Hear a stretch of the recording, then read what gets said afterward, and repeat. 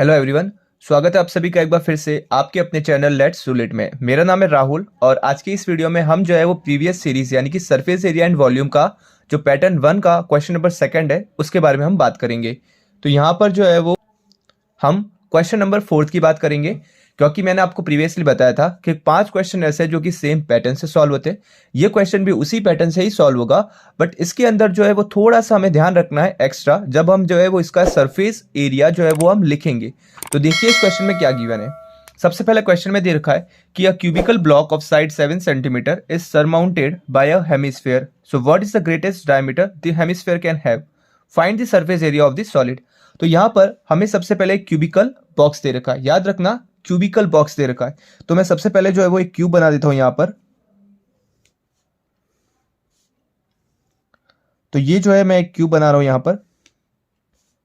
Question को जो है हमें सबसे पहले ध्यान से पढ़ना है कि एग्जैक्टली क्वेश्चन में जो है किस शेप की बात हो रही है, क्यूबिकल, क्यूबॉइड, इस टाइप से।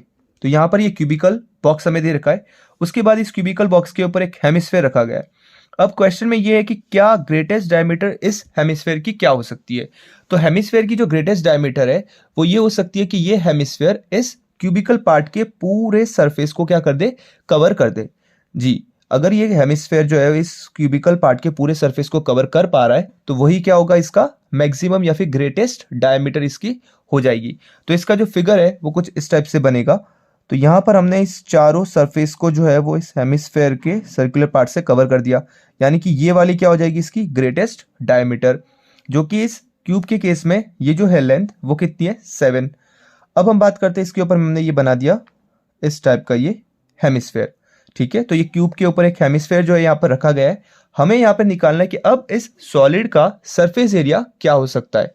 तो सबसे पहले इस क्वेश्चन का आंसर तो हो जाएगा कि इसकी डायमीटर अगर 7 होगी तो वो क्या हो जाएगा, सबसे इस हेमिस्फेयर के पूरे सरफेस को कवर करेगा और वो इस क्वेश्चन के अंदर ग्रेटेस्ट डायमीटर का आंसर हो जाएगा। तो यहां पर मैं लिख सकता हूं कि जो ग्रेटेस्ट डायमीटर होगी इज इक्वल टू 7 सेंटीमीटर।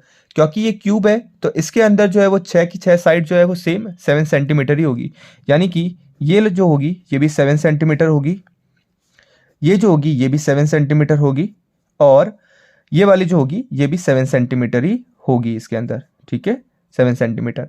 अब हम बात करेंगे सरफेस एरिया। तो देखेंगे सरफेस एरिया इसका किस टाइप से हम लिखेंगे। सबसे पहले मैं यहां पर लिखता हूं सरफेस एरिया, सरफेस एरिया इस शेप का या फिर इस फिगर का। तो देखो सरफेस एरिया जो है, क्योंकि इस क्यूब के अंदर 6 फेसेस होते हैं तो यहां पर मैं लिख सकता हूं 6 इंटू साइड स्क्वायर।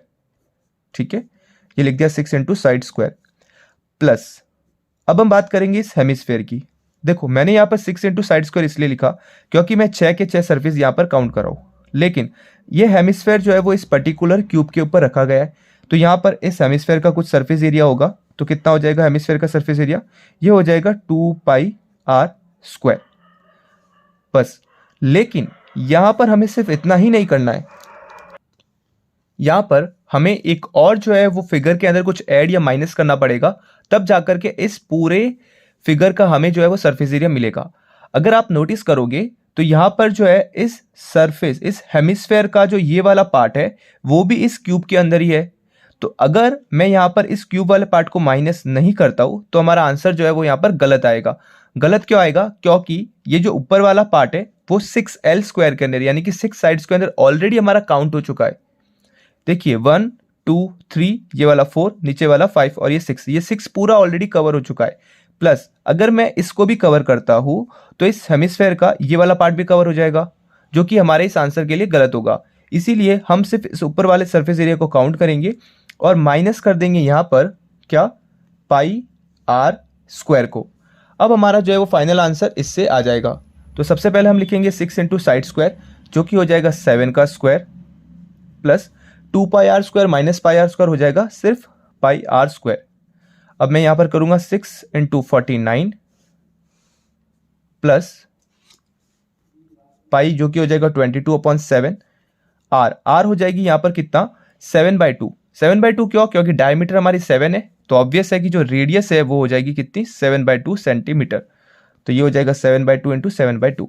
अब मैं इन दोनों को जो है वो मल्टीप्लाई करूंगा यहाँ पर, तो इन दोनों को मल्टीप्लाई करने पर हमारा आएगा कुछ 294 प्लस इसको सॉल्व करूंगा 7 से 7 में कैंसिल कर सकता हूँ और 2 से इस 11 को भी कैंसिल आउट कर सकता हूँ, तो जो कि हो जाएगा कितना 77/2।